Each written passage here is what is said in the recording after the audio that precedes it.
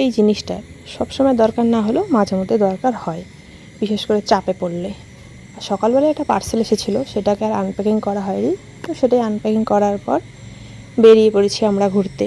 কারণ আমাদের দেখা হবে আর আমরা ঘুরতে যাব না তা তো হতে পারে না, সে কারণেই আমরা দুজনে এভাবেই ঘুরে বেড়াচ্ছি।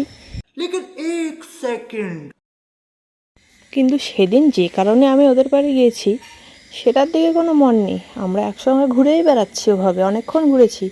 আর এদিকে হচ্ছিল আমাদের 15ই আগস্টের প্রোগ্রামের প্র্যাকটিস, যেটা ওর মা করাচ্ছিল, আর আমরা দুজনে এভাবেই সুন্দর এদিক ওদিক ঘুরে বেড়াচ্ছি। আর ঘুরে আসার পরে আস্তে আস্তে দেখি আমাদের প্র্যাকটিস শেষ।